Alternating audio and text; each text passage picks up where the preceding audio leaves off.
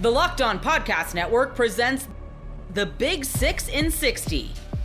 The 6 biggest national sports stories from the local experts of the Locked On Podcast Network. Get the real story, why it matters, what's next, who wins the big game, and more, all in 60 minutes. The Big 6 in 60 starts now with the biggest story in sports.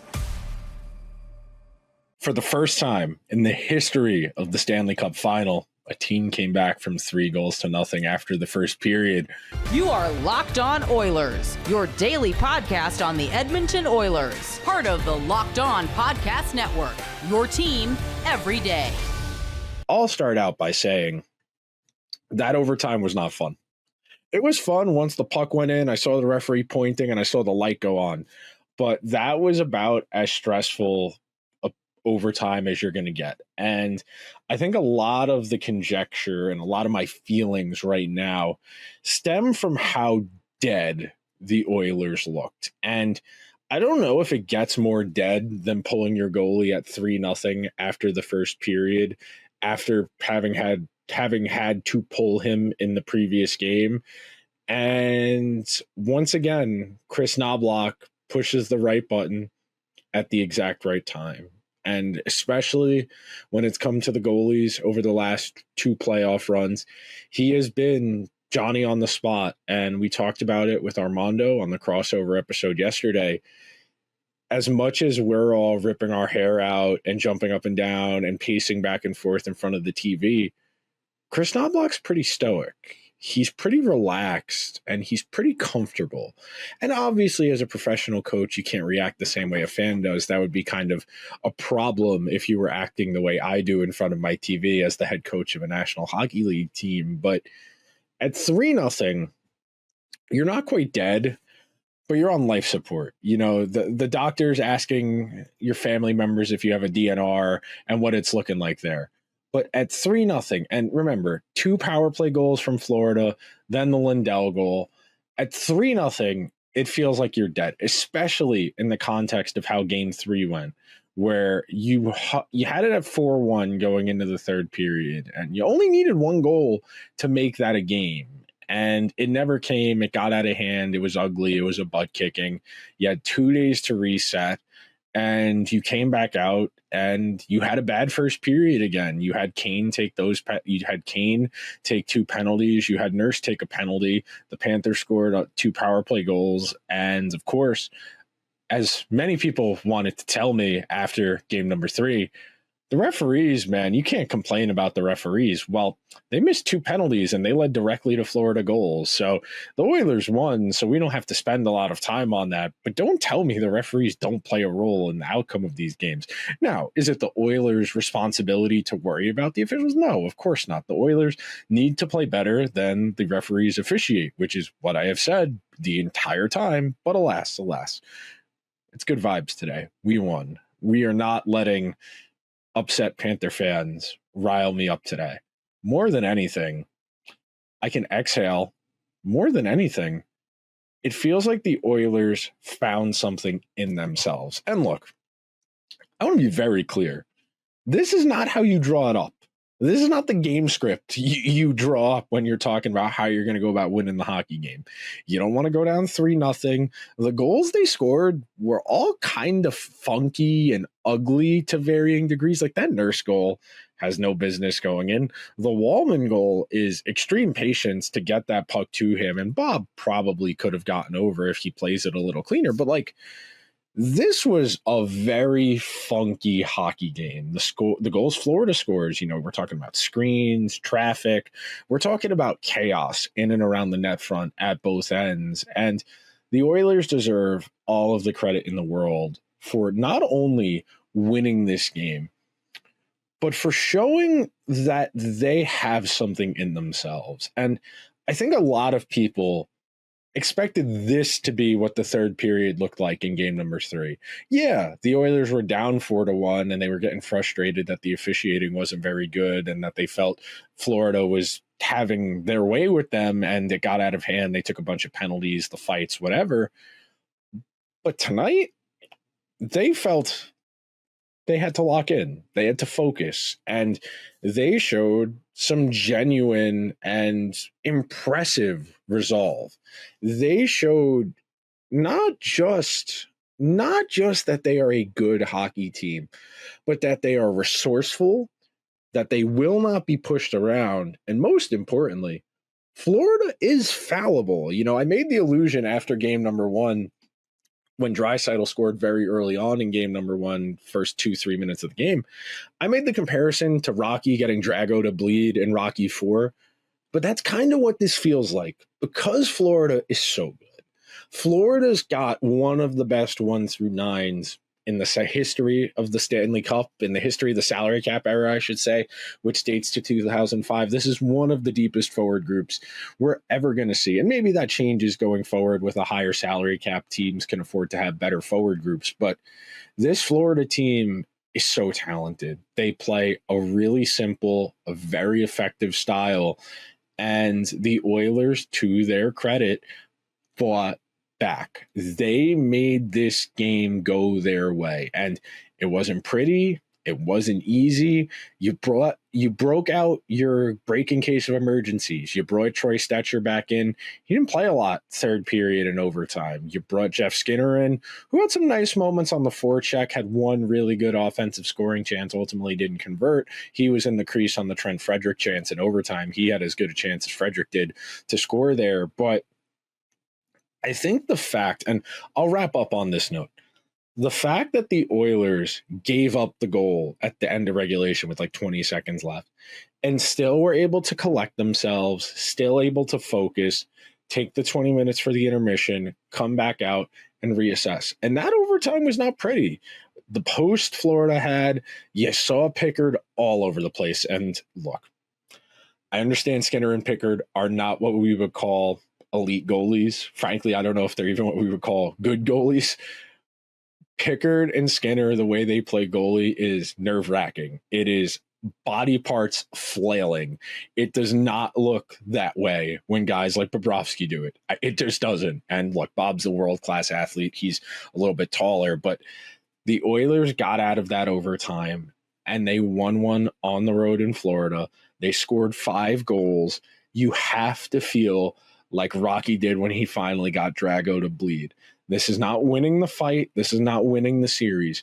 But you are going back to Alberta, best of 3. You got 2 at your rink, 1 back in Sunrise over the course of the next week and a half. Game 7, should we get there, would be next Friday. There is plenty of time for deliberations, for conversations. But right now, if you are an Oilers fan, you are entitled to a deep breath. I know if you're listening to this on your way to work on a Friday morning, on the way to school, at the gym, or if you're a sicko like me on your run in the morning, savor this. Because this is the type of game you will talk about for the rest of your life. You will talk about the way the Oilers came back and won game number 4 of the 2025 Stanley Cup Finals for the rest of your life. This is going to be burned into your memory, and you'll think about how awful Darnell Nurse was in this game until he scored that goal. You'll think about how Skinner was pretty mediocre in that first period. You'll think about how it felt like getting stabbed in the chest when Florida scored that goal with 20 seconds left in regulation. And you'll think about the reaction you had when you saw the referee point at the net and the red light go on in overtime, because moments like that do not come around often.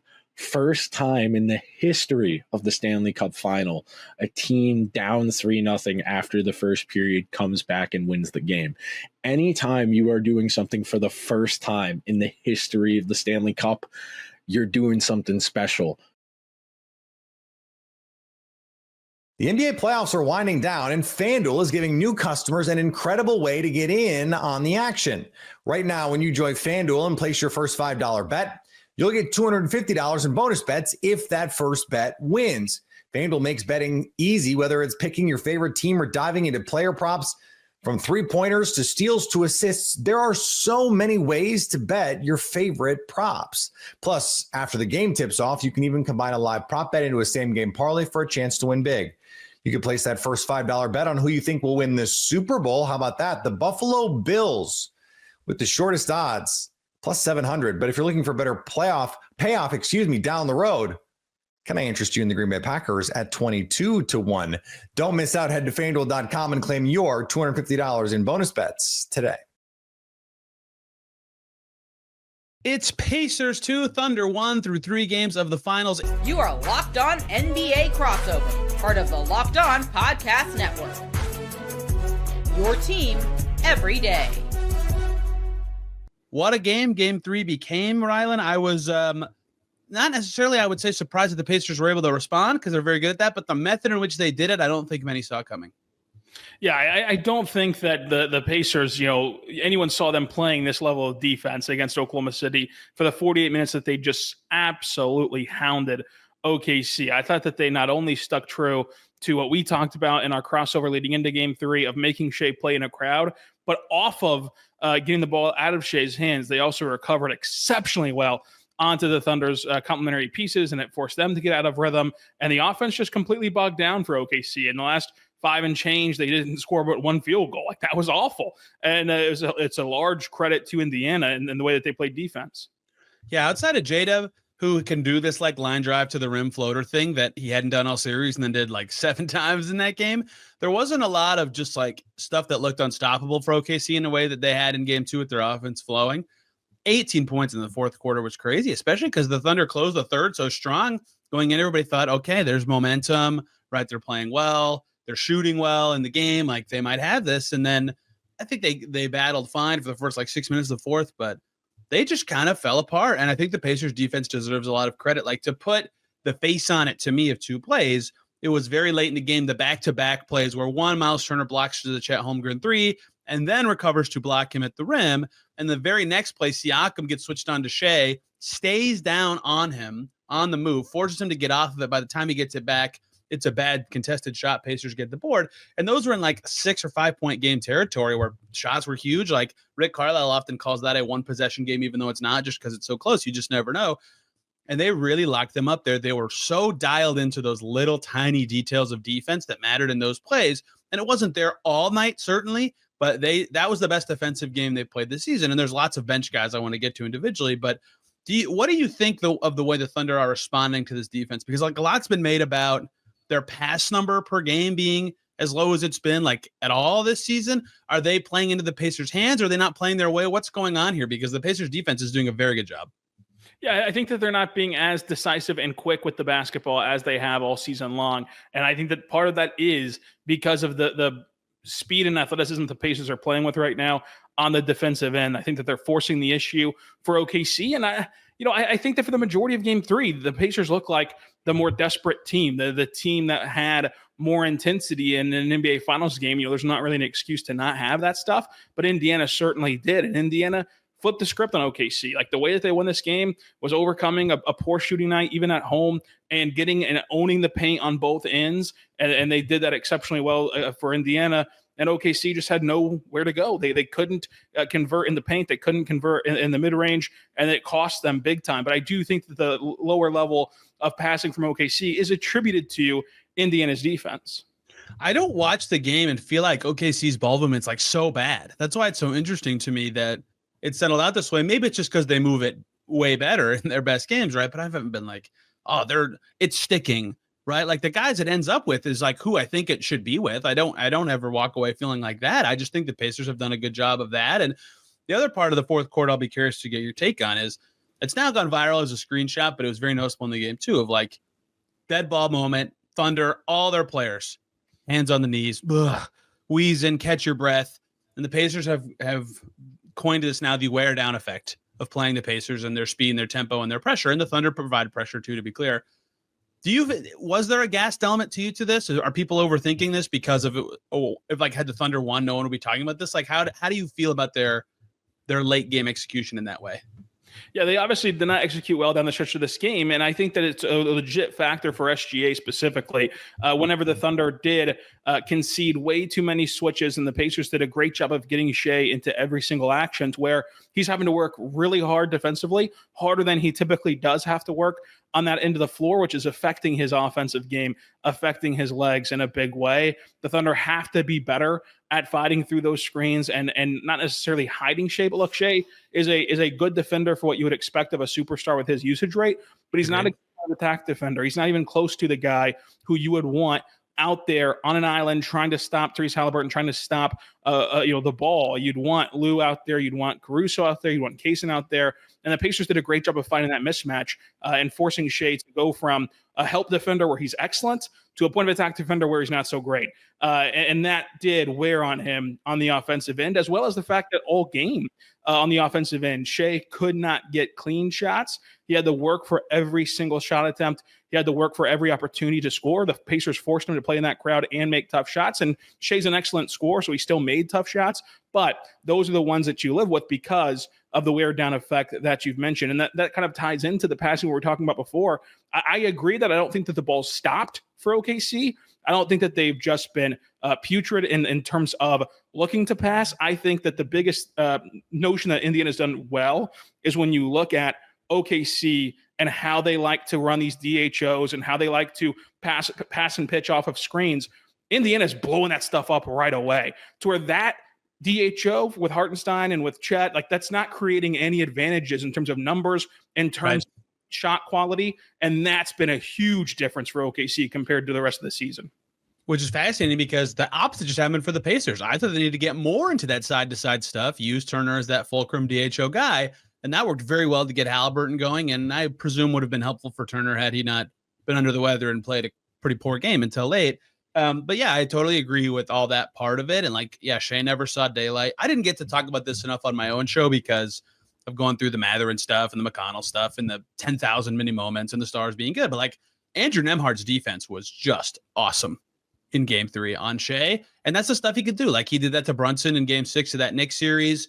You know, it's not all the time. Like Brunson torched him sometimes last year and at times this year, but he has a level that he can hit as a guard pest defender. People think of him as just like a lockdown kind of guy or like he's pretty good against the Stars, and he is, but like he's pretty pesty.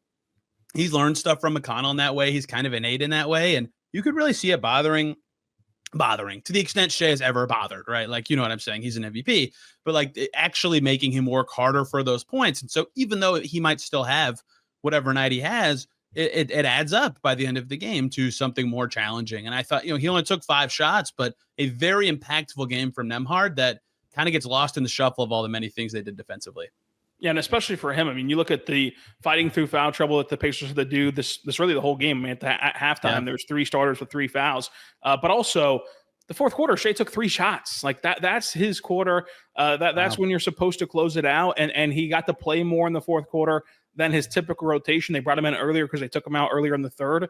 And he could only get 3 shots up because of how uncomfortable Indiana was able to make him. What other did anything tactically change to you defensively for the Pacers? Do you feel like this was just upped ability, the classic play better adjustment? I mean, I felt like they did better fighting through screens. Tyrese Halliburton talked about that himself. He mentioned being up at the level a little bit more, so like drivers can't veer into the paint so easily before they get past him. And there were fewer lanes for the Thunder. I think that's part of their passing, but I think that stuff is just better execution more so than any like real tactical shift from the Pacers.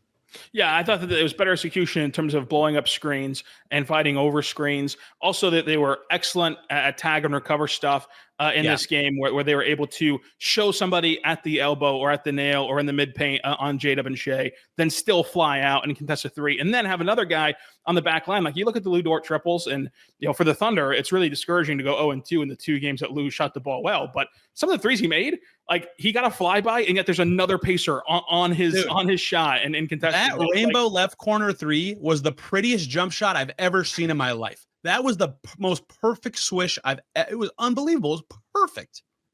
It was unreal. And you've watched Caitlin Clark switch in plenty of threes in that building. So, a pretty jump shot when you see one. I think that, Lou did a great job of still making that, but those shots were not just conceded. I think that sometimes whenever we're dissecting like then that game 3 preview of how to stop Shea, we view it as like, oh, well, get the ball to Shea's hands and kind of forget about it. No, the Pacers got the ball to Shea's hands and then still played great defense on top of that to the Thunder's role players, and that really hurt them. The bench for the Thunder, Aaron Wiggins, Alex Caruso was awesome in game 2. In game 3, the Pacers bench was just sensational. That was my first segment of a finals game, was running through the Benedict Mathurin dominance, the TJ McConnell, the perfect TJ McConnell game. The steals on the inbounds, the flip shots that everyone's like, wait, a 6'1" guy just made that? 5 assists, actually able to get in the lane against a good Thunder defense. And Obi Toppin, who just has this gazelle-y, jumpy pace element add to the game that the Thunder don't really have on their team. They all were great, and that made the Pacers able to play deep and for long. What did you notice in the bench flip from game 2 to 3? I thought that it was a more comfortable bench unit for Indiana, an uncomfortable one for Oklahoma City, but it does come down to the paint. I mean, the Thunder did not protect the paint at anywhere close to the level you have to win an NBA Finals game, and Indiana did. And so you mentioned that, like Ben Mathurin, who I thought, did not just hit, open shots. I thought he hit some very, very difficult shots, especially at the rim, especially through contact. And it's like the Thunder didn't have guys to do that. The Thunder didn't have guys who were able to play with force the way that Indiana did. They did not have, TJ really pulled an out Caruso, like where he just came in and immediately sets a tone and flips the script of the tenor of the game, especially with his hustle and defensive ability. And you mentioned the rim finishing, which Caruso's been good at for the Thunder overall, but not in this series, not in this game for OKC. So I thought that the bench was a big deciding factor, just like we thought, Tony, before the series, where we were saying that one of the big X factors, or one of the big reasons that either team will win, is who has more moments from this bench. Like, who can you look back on and say, oh, that was the so-and-so game? And right now, Indiana's had more of those moments, and they've had, Ben Mathurin, who, if they win a championship and they hold on to this series lead, he'll never have to pay for anything in the rest of his life in Indiana, as long as he lives. So, credit to him. But yeah, I thought that the bench scoring completely flipped, both numerically, but also in the comfort and the force that they played with. Yeah, that Mathurin game was just special. Like, he's the only guy on the team that can do a lot of stuff that he did in that game. And a lot of times the Pacers don't like, it's not that they don't want that. They just don't like the way they play. It doesn't require it. They needed it in that game. He was awesome. And McConnell just like I want to ask you this kind of generically. Like, I know that I've done the story on it. I've asked a billion people on both teams, what makes the Thunder rim protection so good, right? How is this so possible? Is there any type of non-star player who can routinely bust into the Thunder paint and actually make plays? Because McConnell, for all the warts in his game, like, it felt like it could be a tough series for him. Non-shooter against that defense, has to have the ball a lot. Good luck. But he is the only guy, I guess Mathurin in game 2 too, but like, he can get in there. He doesn't always have a good angle to shoot, but like, he's getting in the paint every single time. Is that actually a Thorne thing? What's going on there? Yeah, I think that's just a TJ McCollum thing. I think that he's the only one who's able to do it. The Thunder's defense has been predicated on swarming the ball once you can get near a paint touch, and forcing the ball out to the perimeter where it's a more volatile shot, to where sometimes you get burned by it, but other times the ball just rims out on you. You miss the open three, and away you go on the other end if you're OKC. But TJ has been excellent at probing the lane. Now, again, sometimes he doesn't have the shot lane like you mentioned. Sometimes the numbers aren't there for him to go up with it, but he's been able to get his way into the paint, which is a tough task. And that's why you haven't seen it done a ton. Not only do the Thunder swarm very well, but they have such active hands and disciplined hands to where they pick their spots properly of when to swipe at the ball, oftentimes producing turnovers. And TJ has not let that happen. And I think that TJ played with the most grit and heart and all the stuff that you love to talk about of anyone on the court, and it paid off for him. Shemar Stewart has taken his dispute over language in his rookie deal to the next level. You are Locked On Bengals, your daily Cincinnati Bengals podcast. More contract drama today. We will dive back into what exactly is going on with Shemar Stewart as he leaves practice, leaves a facility before the final day of minicamp. Didn't miss a whole lot if he wasn't going to practice anyway, but the absence was certainly noted, picked up a lot of national steam. We'll talk about some of the narratives out there that are quite frankly ridiculous. We'll talk about what exactly is being negotiated between these two sides and why Shemar Stewart is not happy about it, why both sides can be seen as reasonable and why both sides can be seen as maybe not so reasonable. Those are all the things we're going to talk about with Shemar Stewart. We're also going to cover some of the last 2 days of minicamp where we haven't had a chance to talk about what's been happening on the field. We'll finish the show there. But James, you're down there for the final day of minicamp today. on Thursday, and Shemar Stewart isn't there. And what was that like? Just the initial reaction. You learned about this as practice was going on. Stole the show. It was the clear-cut number one topic throughout practice. And day 3 of minicamp is lighter. They had it in the stadium. It's a shorter practice. It's earlier in the morning, and it's really quick. It's in and out. And boy, oh boy, was it in and out, because I was like, man, I don't necessarily need to be here anymore, which is ironic since Shemar Stewart felt the same way. I mean, the moment you find that out, it's like, well, that's the story. Zach Taylor's talking after practice. Shemar Stewart isn't there. It's just during this process, and it's been public, and it's been oddly public. I'll say that. Like odd how much this has been covered. And again, it's because he hasn't been practicing. And so it becomes a topic, and then questions get asked and all of those things. But throughout it, you're like, well, he's there. He's in meetings. He's been the good soldier, all those things. Like he's engaged until today. And it's like, oh, well, he left after Wednesday's practice.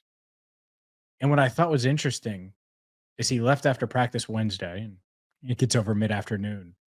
And then Jordan Schultz tweeted a picture of him, and he's been working out at Black Sheep Performance for a few weeks now, the same place Joe Burrow works out at, and a bunch of other Bengals players work out at. But an NFL insider's tweeting a video of him on the bike. And it's like, oh, okay, so that's why that was tweeted. He's like, hey, see, I'm still working, but I'm not showing back up at minicamp. Like, I'm sure. And so didn't show up. Do I think he missed anything today? No, not at all.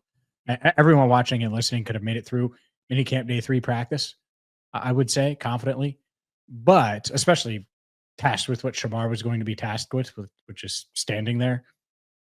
But this is a distraction, and it's a big distraction, and it's going to be a big topic until he signs, until he's on the field, until we see 97 with a helmet on, or in practice uniform and working out. Until that happens, this is going to be something we discuss. It probably won't just be today, fortunately or unfortunately, however you want to look at it. And for us, I would say unfortunately, because I would much rather be talking about how he fits in on this football team. And we just haven't seen that yet. And I don't think anyone's thinking about that right now, because it feels like it's one simple thing, as we'll get into, but it feels like we're a long ways away from him getting on the field.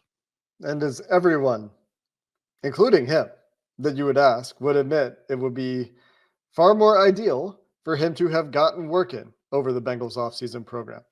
Yep. We didn't really emphasize this significantly during the one-day rookie minicamp that was very light work and acclimatization, acclimation, whatever the term is, kind of session, getting them used to what they can expect from a schedule perspective, from a procedure perspective, from a this is how we're going to run practice perspective.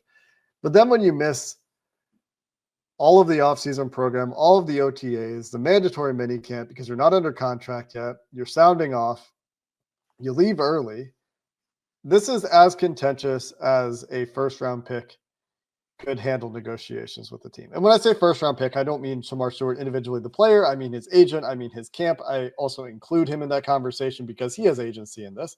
But he's following the advice of those that he has entrusted to handle his contract, to handle his professional side of things, the non-football aspects of his life, right? And so he's doing what the plan is. All of this is, I assume, being coordinated with those advising him. And then when you dig into the actual dispute, it starts to feel, that's where I can really see both sides, let's say. And we'll dive into that. But where the Bengals have deservedly been under a ton of heat 2 years ago, last year, this year, for their various contract struggles with their receivers, with Jesse Bates, with Trey Hendrickson, you name it. They have been under fire from, the Pat McAfees of the world, the big name national reporters out there as well. We've been critical of the way they've done contracts. This is one where I really do see it in both perspectives here. When you dive into the specific Yeah. topic at hand and the way that it became such an issue. The reason, like you said, the reason this is such an issue is because the agent side of things went through Pro Football Talk, and that's where this initially went very public. And then Shemar Stewart isn't practicing. Those are the two reasons that anyone is paying any attention to this.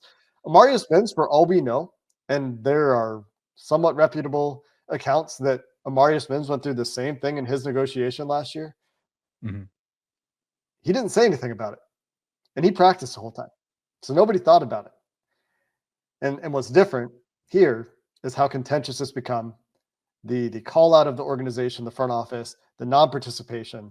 And because of all those things, it's very much in the spotlight, to the point that you have Adam Schefter going on the Pat McAfee show on Thursday and giving some misinformation or incorrect information that we'll correct here in a few minutes. But it's very easy to see why this has become such a hot button issue with the offseason that it has been for the receivers, for Trey Hendrickson, now for Shemar Stewart, and the Bengals' recent history. And that's why it's attracting all this attention. A ton of attention. And I do think back to Amarius Mims last year, and there is a rookie camp right before minicamp, or right before training camp, excuse me. He got signed like the 22nd of July. That rookie like session and those sessions aren't open to the media. We don't know. Well, we don't know. Like maybe he was like, all right, enough is enough. And then they went that route. I think it's interesting because the Bengals deserve plenty of criticism. And I've criticized them for the Shemar thing. And part of it is you just don't need the headache right now. Mm-hmm. You just don't. There's a lot going on. It would be really nice to have Shemar and working with Al Golden and working with Jerry Montgomery and working against some really good tackles and in all of those things, working on his one-on-ones and all these things that I was talking to different veterans about that the offensive line and defensive line has already done, to where guys like Dylan Fairchild are benefiting. Shemar would be benefiting from those reps against Orlando Brown Jr. and against Amarius Mims. So that part of it is frustrating. Ever check your bank account and wonder, where did all my money go? Between dining out, online shopping, and entertainment, it's easy to lose track. That's where Monarch Money comes in, your personal CFO, giving you full visibility and control over your finances. Monarch Money isn't just a budgeting app. It's a complete financial command center. You can track all your accounts, investments, and spending in one place, so stop just managing your money and start building wealth. Instead of juggling multiple apps, you can use Monarch to track your finances, get a hold of your spending, and even plan long-term goals. Managing money with your partner is smoother than ever.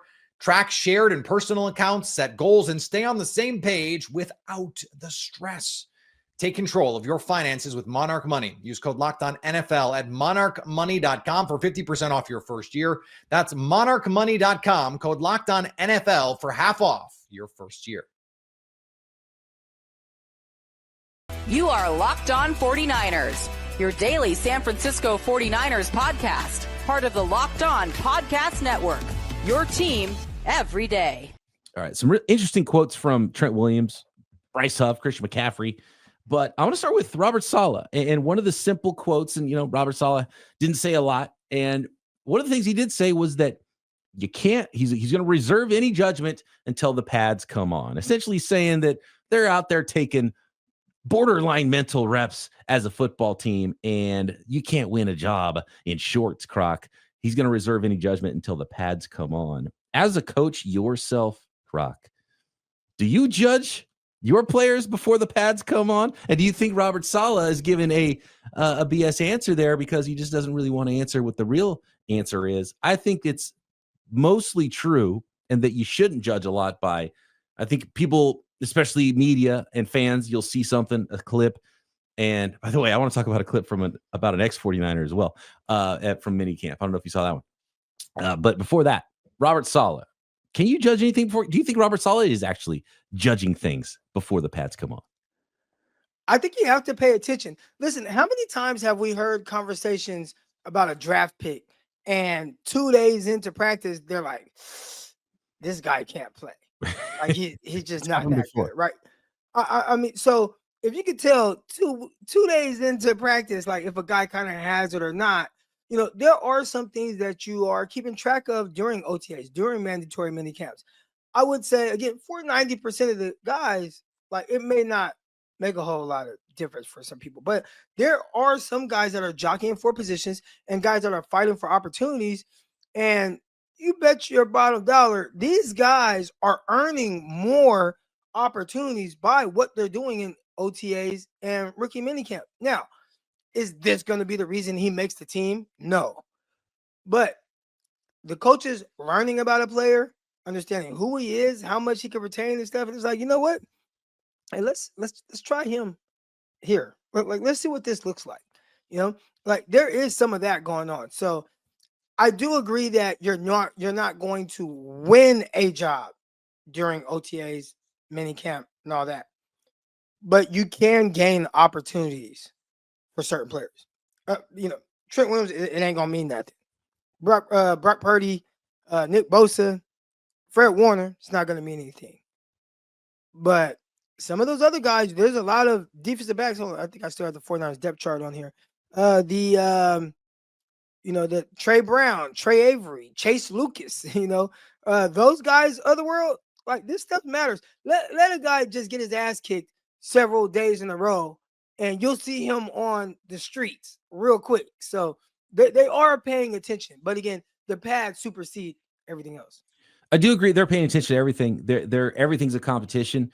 They're noticing what time you get in the building. They notice how much time you're spending doing this, how much time you're spending doing that. And that's not even the reps on the football field, Croc. So they're absolutely keeping score. And that's just the nature of sports in general, the nature of what's going on. And if you're not competing for a job, then you're losing a job. Right. So I like what you said earlier, where you said it's kind of the politically correct answer, but the answer to where it kind of deads the question and you don't have to answer it now. Yeah, he does. And it is too early to get, even if he's thinking something, it is too early for a coach, a defensive coordinator to tell the public and tell the reporters if he's seeing something specific about a guy. Right. So that's something that's going to happen a little bit later.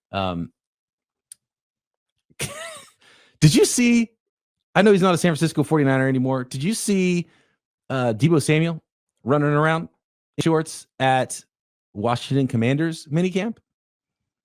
I saw a clip of him getting strapped by a defensive back. Okay. But I didn't see anything other than that. But I'm searching right now on Twitter. You look at it. In fact, we could probably bring it up on the screen if we want and get a live reaction of it. I don't know how hard he's trying, but I will say that this clip floating around that I saw from him, he's just running routes on air. He looks overweight and slow, like period. He looks bigger than I remember as a 49er, and he does not look crisp or fast at all. He might not be going full go. It doesn't look like an NFL guy running, an NFL wide receiver running routes to me. But again, don't make judgment until the pad comes on. It's hard to tackle Deebo Samuel. So, yes, he does not look spry. He doesn't look light on his feet. He looks a little thicker, as we know Deebo Samuel can be. I'll give him, not saying I'm going to give him a pass, but I will use this example. All right. I've seen it. Aaron Berry. I remember Aaron Berry. He's a cornerback. He came from the Detroit Lions, and he signed with the New York Jets. And he was like way out of shape in the OTAs and minicamp. And I was thinking like, man, this is how these dudes show up to minicamp and OTAs, like 15 pounds overweight. And at the NFL level, they'll give you a weight that they want you to get to. So like mine, I had to be between 193 to 195 when I was around 198 at that time. Like, the best version of you will be between here. So this is where he wants you. So a guy like Aaron Berry, who was like 5'9", 5'10" corner, is like, hey, you need to be at like 190. And he was heavier than that. And then we showed up for training camp, and it was like boom, boom, boom, abs everywhere, muscles everywhere. Like he just kicked into shape. So some guys take OTAs to get in shape. Like they'll show up to OTAs being out of shape and then utilize that time to just get their feet underneath them, start working out, get going, all right, run around a little bit. And then training camp, you hope to see the ready version of that player. When, they go away, they've been building up now, right? Since April, they've been kind of building their body up, getting ready, running, going through all that. Then they continue that into training camp, and then they show up ready to go for their conditioning test and all that come late July. So Debo, it didn't look good. Like I just watched the same thing that you watched. But I'm going to try to give him a pass. The issue with Debo is he's been known to have some weight issues. And that goes back all the way to one of my buddies, former teammate of mine, who was a strength and conditioning coach out of South Carolina with Debo Samuel there. And he had messaged me. I probably can go back and look at the exact message and exactly. I'm going to try looking that up. Because I know I still have it. He messaged me on. And it does make you, when you see it, as someone who covers the 49ers, the first thing you think is, man, did the 49ers dodge a bullet in not keeping Debo Samuel long term? Because is this something that's going to be a problem? Is he going to be somebody that eventually to be like, yeah, this guy, it's not going to work anymore? And could that possibly be this year? And I wonder how hard behind the scenes, if it's really an issue and it's been something that's an issue and then we know it's a minor issue, has it been a major issue? Is it a tough thing that, like, man, he is just going to get big at some point and he can't fight it? And it's just too difficult for him to not be a big guy because he is just naturally going to be really thick. And at some point he's going to be too heavy to be an NFL wide receiver and be as athletic as he needs to be. Like, how hard is it for Debo Samuel to make weight every single year? The NBA playoffs are winding down, and FanDuel is giving new customers an incredible way to get in on the action. Right now, when you join FanDuel and place your first $5 bet, you'll get $250 in bonus bets if that first bet wins. FanDuel makes betting easy, whether it's picking your favorite team or diving into player props. From three-pointers to steals to assists, there are so many ways to bet your favorite props. Plus, after the game tips off, you can even combine a live prop bet into a same-game parlay for a chance to win big. You can place that first $5 bet on who you think will win the Super Bowl. How about that? The Buffalo Bills with the shortest odds, plus 700. But if you're looking for better payoff, down the road, can I interest you in the Green Bay Packers at 22-1? Don't miss out. Head to FanDuel.com and claim your $250 in bonus bets today. The Knicks head coach search goes on, and after a lot of flirting with some coaches that already have jobs, they now are ready to move into the next phase of their coaching search. You are Locked On Knicks, your daily New York Knicks podcast.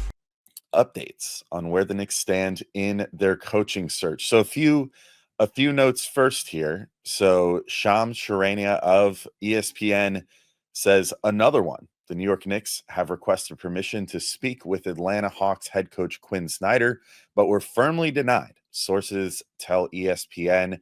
Mark Stein says the Knicks have now formally requested permission to speak to Mavericks, and this is a hilarious faux pas, assistant coach Jason Kidd, and the request was denied by Dallas league sources tell Mark Stein and Dallas Sports. And then Casey Johnson of the Chicago Sports Network said the Knicks requested permission to speak to Billy Donovan for their coaching vacancy, but were denied per sources. The Bulls value Donovan highly for his coaching acumen, communication skills, and ability to connect with players and all members of the organization. Elsewhere, of course, in previous days, it's been reported that the Knicks were rebuffed on asking to speak to Chris Finch of the Minnesota Timberwolves, to Ime Udoka of the Houston Rockets. So there's a lot going on in terms of the Knicks trying to talk to incumbent head coaches around the league. And I think the lesson that we can get here now is that maybe all of this Jason Kidd smoke and all the smoke about various employed candidates around the league was perhaps just that, just smoke, just the Knicks doing due diligence.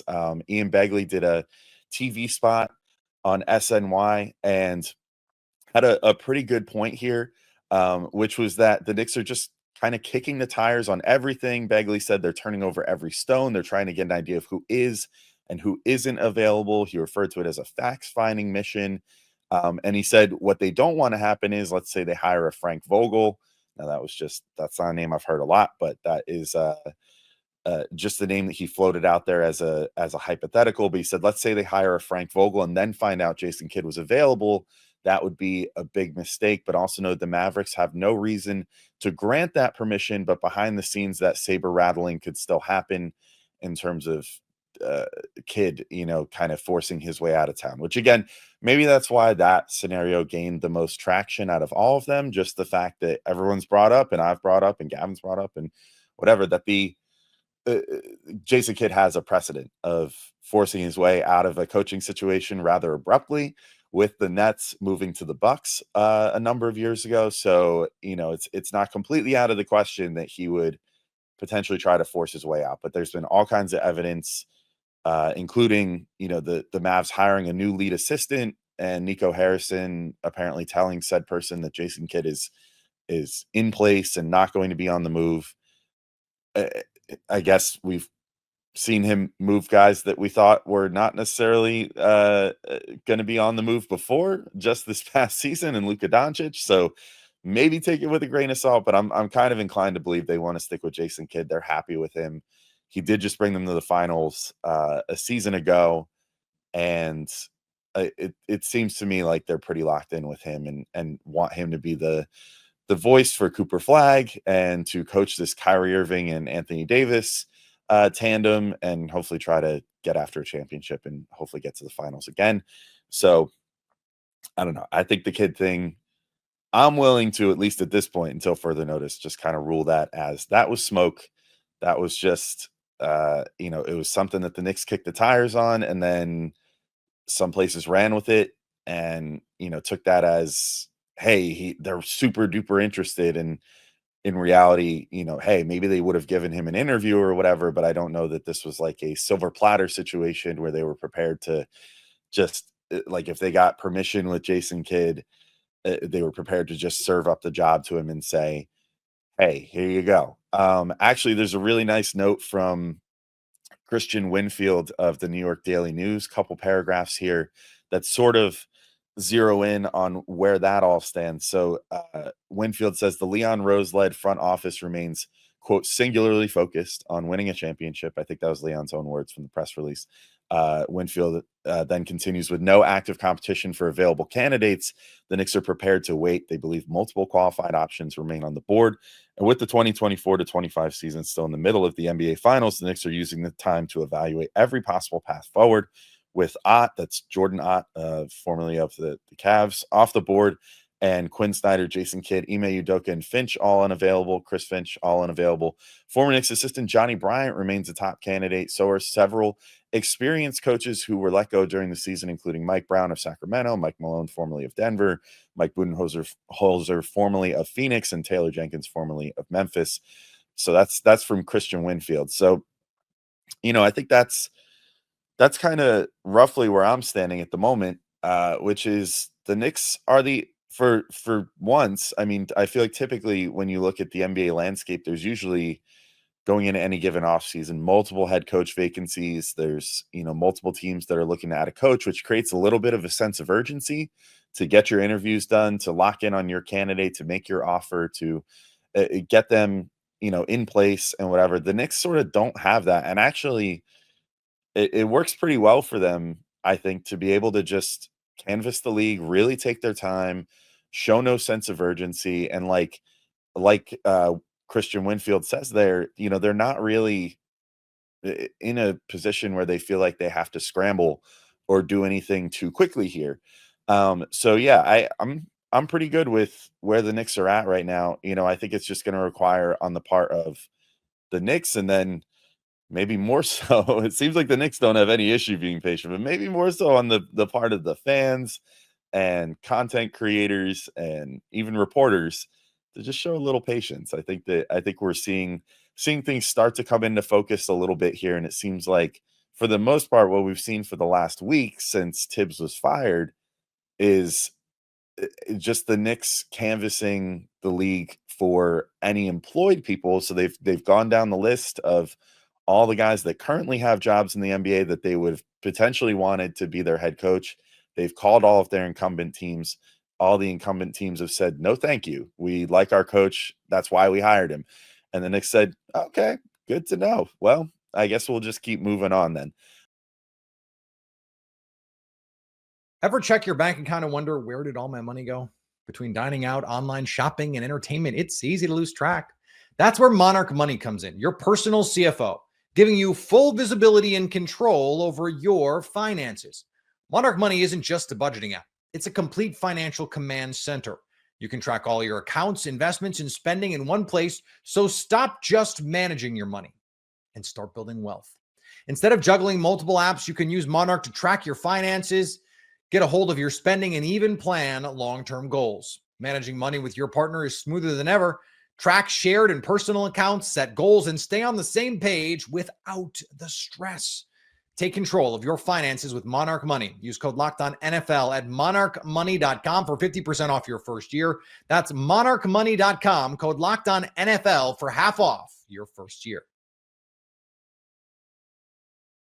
Connor Hellebuck is officially the first Hart Trophy winner in Winnipeg Jets history. Your Locked On Jets, your daily podcast on the Winnipeg Jets. Connor Hellebuck is officially your Hart Trophy winner. On top of all the other awards you expected him to win, he has also won the franchise's first ever MVP award. How friggin' cool is that?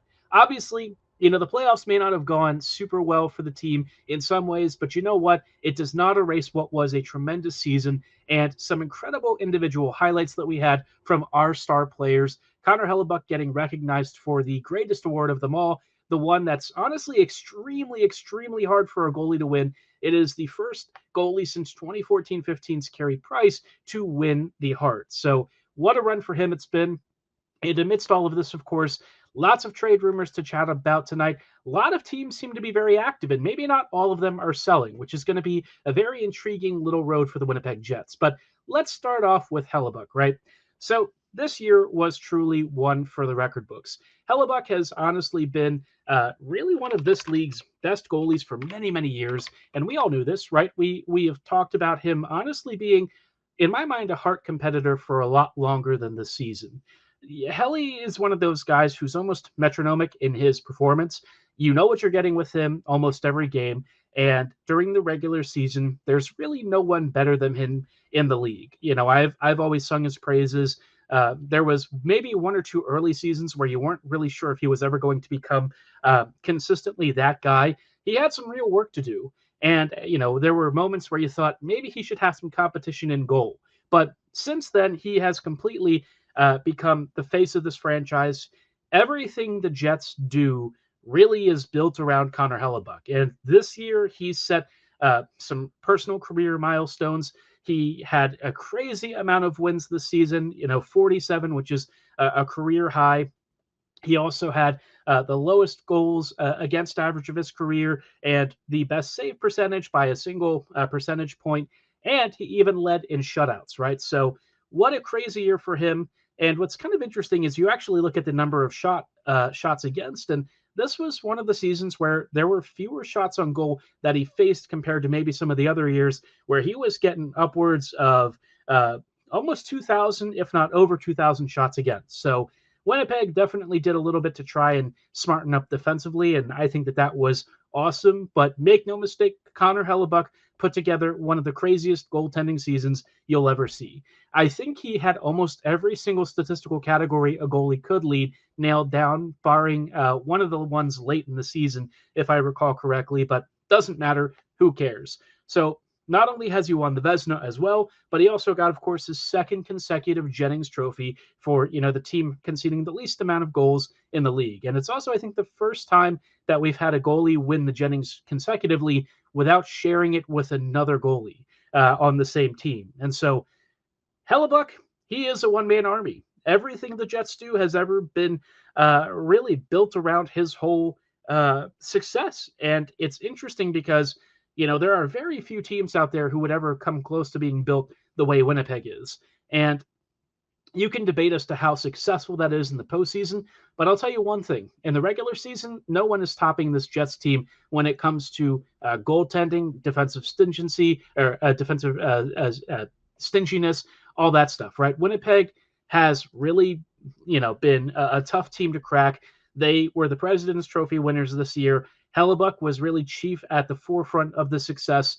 What a year it's been for him. What an awesome award for him to win. And honestly, I think all of us just couldn't be prouder.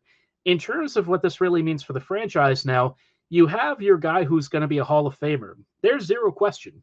Obviously people will say that he needs the cup, but he doesn't. He already has all the qualifications to reach a Hall of Fame nomination. In my mind, it's locked up, right? You've got 3 Vezinas, you've got 2 Jennings, you've got a Hart. He's in. There's just zero question about it. Really, all that's left for Helly, though, just to secure his own Jets legacy at a level that's, clear and above so many others already, it's just to add the cup ring. That's all he's missing. That's the one thing that I think he wants personally. It's the one thing that this franchise really needs. And, obviously this year kind of felt like it was supposed to be the season if the Jets were going to do it. Maybe that's not the case. Maybe things are going to have to change now. And we'll see if the Jets can come back next season stronger. I think that there were some really tough lessons for this team to learn in the postseason, like there's been the last several years. But they did learn in some ways from the previous year. And so I'm hopeful that, going forward, year by year, they start to turn things around. But with Hellebuck, you do wonder how many more crazy seasons does he have left in him? Last year was one of his best seasons of his career ever. Maybe you look at the save percentage and you don't think so, but promise me, trust me, if you look at his goals saved above replacement, you look at the actual performance relative to the rest of the league, he was basically pacing everyone and pacing the league at the forefront as the world's best goalie. This year, he somehow bettered that. I don't know how that's possible. He got better. At age 32, he has somehow hit his best peak form ever. And so you just wonder, how many more seasons can he keep doing it? Is he going to decline at any point in the near future, or is Helly here to stay for the foreseeable future? And your window is consequently just a little bit longer than you might think. So the Jets really have to make the most of this. Helly himself will also admit that he probably has to be better in the postseason. He did get better against the Stars. I think that was a very good series on the whole from him, even though maybe the scorelines didn't always show it, but I thought he really showed up in most of those games, even had a couple of shutouts. So that's pretty darn cool. Now it's just, down to the team around him starting to improve and really pushing that extra distance. I do think that this team can win a cup with him. I think it's going to be very hard, and there's a lot of movement around the league that might make it difficult for this upcoming season to be the year that the Jets make the run. But, it's all part of the growing process and the cycle. So in the meantime, the only thing that you should really be thinking about is how sick and awesome Hellebuck is and the fact that he has won a whole host of trophies already. He is already this team, not only from previous Jets iterations, but this franchise, the best goalie this city has ever seen. He's one of the best goalies in NHL history. He's entering the conversation of guys like Hasek, Wah, all these legends of the game. And if he finally adds that one elusive ring that he's desperately looking for, there's just nobody really out there who can truly touch him. He has been truly one of the most consistent, most stable, most incredible goalies. And without him, I just don't even know what this team would look like. I remember, last year or so when there were conversations about him walking in free agency, we did talk a little bit about it maybe needing to happen in some ways, but the fan in me was just dying. Like I could not mentally picture him in another jersey, and I'm so glad that he's still here. He is our rock and our foundation, and I hope that he does so for the remainder of his career. So congrats to Connor Hellebuck, to the Hellebuck family. It is an awesome moment. Congrats to the city of Winnipeg. This is hopefully the first of many incredible seasons to remember with Hellebuck, on top of a bunch of other crazy seasons he's already had, right? I say first, and we already know he's already had best goalie awards previously. Now it's time to finally turn all of that into a super awesome playoff run.